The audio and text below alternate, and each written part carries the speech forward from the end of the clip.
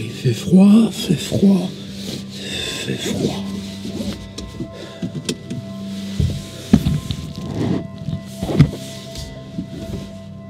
Moteur.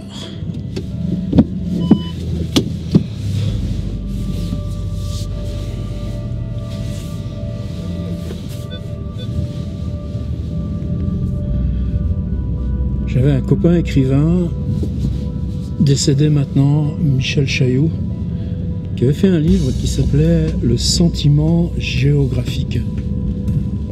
Je crois que c'est même le livre par lequel, avec Domestique chez Montaigne, j'ai découvert le travail de Michel.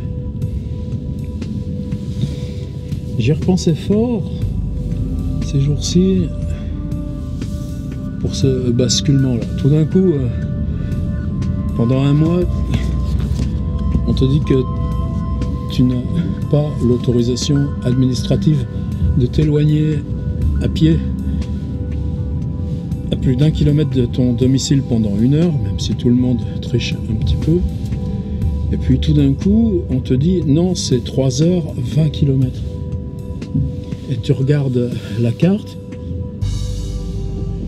tu dessines vaguement le truc de 20 km. Il y a des outils d'ailleurs spéciaux là-dessus. Boum, boum, boum, boum, tu le fais, puis tu as un gros cercle qui s'affiche sur la carte. Et puis tu découvres que finalement, tu n'as pas vraiment envie. Ou alors ce qui te ferait envie, c'est d'aller à tel point. Cette vieille station-service design total, parce que pour un autre projet, tu aurais besoin d'aller y voir. Ah, eh non, elle est à 30 bornes.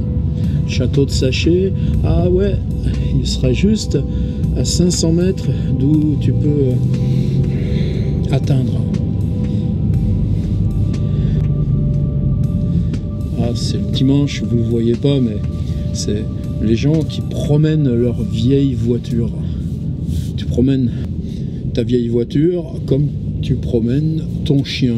Simplement, la vieille voiture, tu montes dedans et tu travailles toute la semaine à la briquer, alors que le chien, c'est pas exactement le même usage. On ne peut pas monter dans son chien pour aller se promener. Toutes ces questions sur le sentiment géographique. C'est quoi mon espace géographique?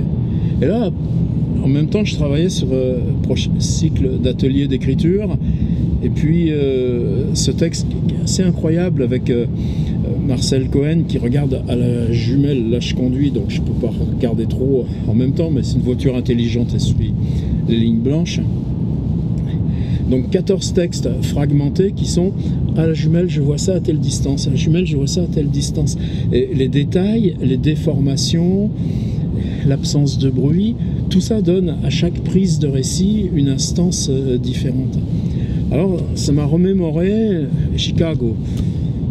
Et pourquoi une ville où j'ai passé une fois 2 jours, une fois 3 jours, enfin en fait, on est venu, on a passé 2 jours, on est allé à Madison, Wisconsin, et on est revenu, et une prof qui s'appelle Alison James, bonjour Alison, si tu passes par là, nous avait organisé ça, c'était un petit miracle, une générosité de cadeaux, une intervention à la fac qui avait été assez rude d'ailleurs, parce que j'avais pas le niveau d'anglais suffisant pour aller où je voulais.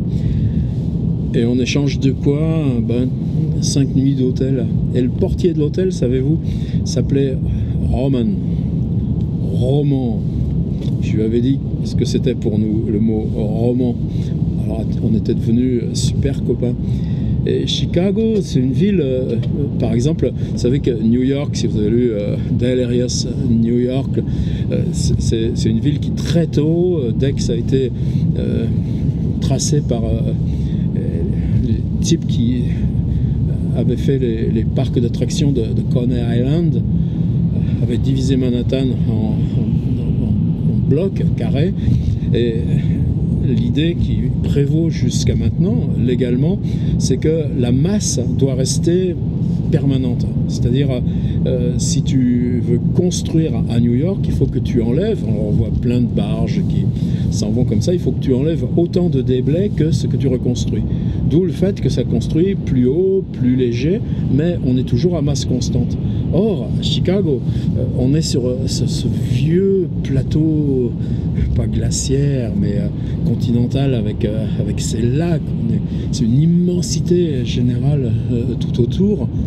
Et on n'a pas cette contrainte. Ce qui fait que dans la moindre rue, tu vois quelque chose de 1930, quelque chose de beaucoup plus récent, du plus ancien aussi un peu, mais en même temps, pour notre regard d'Européen, c'est une ville qui a 160 ans. Les premiers qui ont créé ce comptoir d'échange au coin du lac.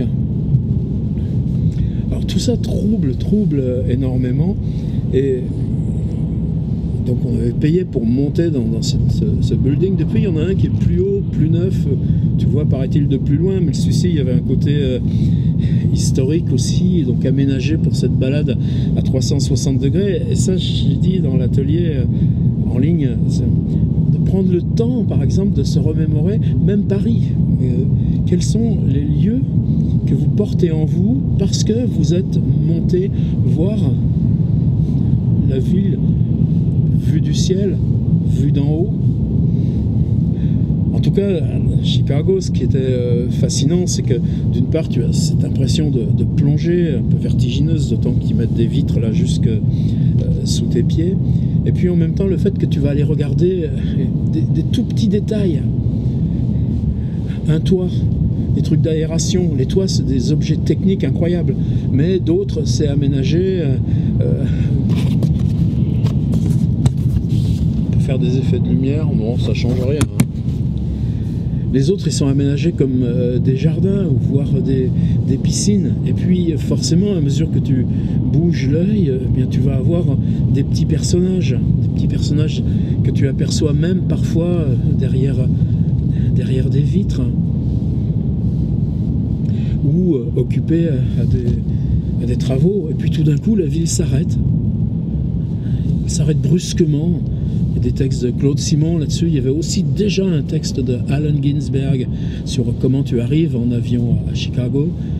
Et puis, au-delà, tu vois ces routes qui s'en vont tout droit. Justement, cette route qu'on prendrait pour aller à Madison, Wisconsin.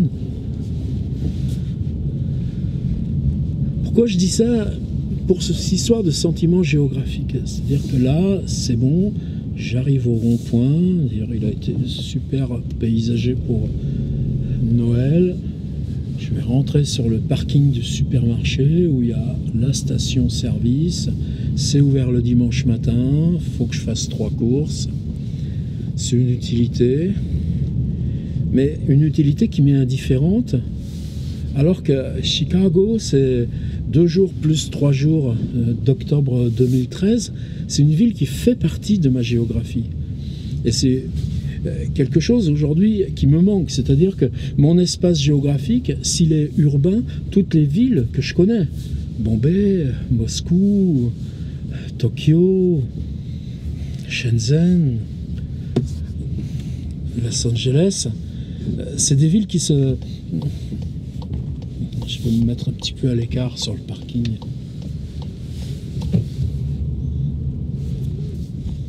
On a le droit d'utiliser le parking de supermarché pour le petit confessionnal du dimanche.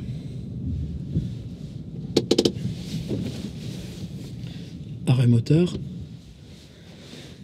C'est-à-dire que toutes ces villes occupent la même place en moi. C'est-à-dire que tu as un espace urbain qui n'est pas forcément celui que tu habites là, ici, mais cet espace urbain, il est fondamental. C'est pour ça les exercices de Debord, par exemple, marcher dans Paris en suivant le plan de Londres, que ça nous rejoint tellement. Ce qui me manque, c'est cette géographie de superposition, la même où m'éloigner de 20 km ici, au nord, au sud, ou à la limite en suivant le fleuve ou en rejoignant, par exemple, la géographie des écrivains. Aller voir les lieux de Balzac à Pont-de-Rouen, à la Grenadière. ça n'a pas la même force pour moi. Alors évidemment, c'est des tas aussi de questions écologiques. C'est vrai, quand je revois cette tournée de 2013, on avait atterri à Baltimore. De Baltimore, on était parti à 4 heures du matin pour San Francisco, Berkeley, rester 3 jours, repartir à 4 heures du matin pour Chicago, Madison, et puis ensuite, bon, ça avait dû être là, je sais même plus. Alors aujourd'hui, on dirait, dis donc l'empreinte carbone, dis donc l'avion, mais en même temps, dans ce truc de l'avion de masse, j'avais même pas l'impression de faire une triche. Or, le monde que ça constitue en moi, je suis citoyen de où? Je suis citoyen de quoi? Je suis citoyen de cet espace-monde, je suis citoyen de ce temps, de cette planète, même si elle va mal, même si quelles que soient les tensions, quelles que soient les fissures. Et l'interdit de voyage, c'est pas à l'échelle des 20 km qui travaille, c'est à cette échelle-là. Le manque de Chicago. Mon exercice, c'est dire, tu choisis où tu veux, tu la mets ici la grue, tiens, la grue, imagine que tu la mettes là, en plein sur le parking du supermarché. Qu'est-ce que ça nous permet de voir? Qu'est-ce que, si on voit là d'en haut cet espace, petit supermarché de banlieue, on est à jouer les tours, c'est pas... la vie est dure dans le coin, là. Tous les usines Michelin fermées. Qu'est-ce que ça nous change de regard? C'était variation sur le sentiment géographique. Appelons ça méditation voiture, en hommage à une autre série qui s'appelle Méditation là, sur YouTube en ce moment.